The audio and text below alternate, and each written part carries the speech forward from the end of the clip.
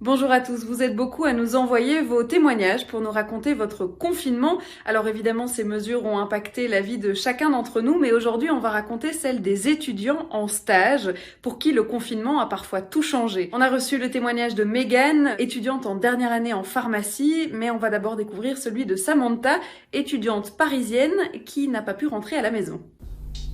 Bonjour, je m'appelle Samantha, j'ai 21 ans. Je viens du Val-de-Marne en région parisienne. Je suis étudiante à HEC Paris et actuellement je suis en stage à Bruxelles chez Skydo, qui est le leader de la sécurité informatique. Alors c'est vrai que le coronavirus et le confinement ont complètement bousculé nos façons de travailler. Quand je suis arrivée ici il y a à peine 2 mois, l'entreprise était pleine avec toutes les équipes, beaucoup de vie. Et là maintenant, quand on vient travailler, il y a moins de monde. On a aménagé notre travail avec du télétravail puisque le travail a été complètement bousculé. C'est une expérience qui est complètement nouvelle, à laquelle on n'est pas préparé. Nos cours ne nous y préparent pas. Il n'y a rien qui nous prépare à ce genre de situation et donc forcément il faut s'adapter. C'est pour ça que c'est une expérience assez intéressante de voir comment mener une entreprise malgré tout dans cette situation de crise. Alors effectivement avec le confinement je ne peux pas rentrer chez moi parce qu'on n'a pas le droit de rentrer chez nous, de faire des déplacements entre pays. Donc la majorité des échanges que j'ai avec mes amis, ma famille, c'est par visio. Je sais que j'ai beaucoup de mes amis du coup qui sont en confinement, qui ont totalement stoppé leur stage ou alors qui ont leurs cours par vidéo et donc c'est principalement par ce canal-là qu'on communique. Un dernier petit conseil, ce confinement vous libère du temps et donc c'est le moment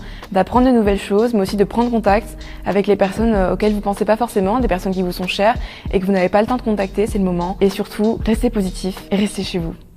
Bonjour à tous, je m'appelle Megan, je suis ici pour vous parler de mon confinement, ou plutôt de mon non-confinement, parce qu'en fait je suis étudiante en dernière année de pharmacie à l'ULB. Et la petite particularité de notre fac, c'est que je crois qu'on est une des dernières où les stages ont été maintenus. Donc déjà parce qu'on a envie d'être diplômé, mais aussi parce qu'en fait on avait besoin de nous. Donc je suis arrivée à mon stage mi-mars, donc vraiment en plein milieu du début du confinement. C'est sûr que j'ai directement été baignée dedans. J'ai dû faire 24 kilos de gel hydroalcoolique en 3 jours, c'est pour vous dire. Mais il y a aussi surtout le côté social qui a joué. Moi c'était mes premiers pas au comptoir et c'est vrai que les gens étaient quand même fort angoissés parce que sur internet on trouve de tout. C'est vrai que c'était notre rôle de pouvoir donner des informations aux gens, mais on n'en avait pas énormément. Et d'un côté on devait les rassurer, mais de l'autre essayer de leur faire prendre conscience de leur position dans la société et du fait que oui, il faut respecter ce confinement. Et je sais que pour le moment, les gens relâchent un peu la tension parce que c'est vrai qu'on est en avril, il fait beau, ça donne envie de sortir. Et bien c'est maintenant qu'il faut prendre sur vous, maintenant qu'il faut serrer les dents. Et nous, on a un petit message. Nous sommes ici pour vous,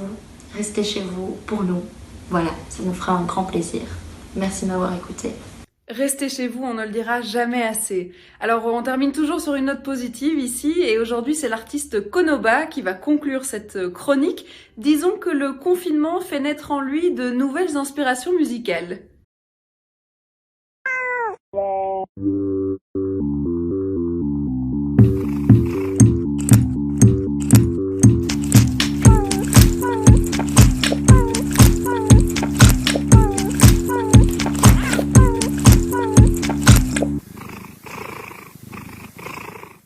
Vous aussi, vous voulez nous raconter votre confinement? Eh bien, envoyez-nous votre vidéo à l'adresse web @bx1.be et puis on se retrouve demain pour de nouvelles vidéos.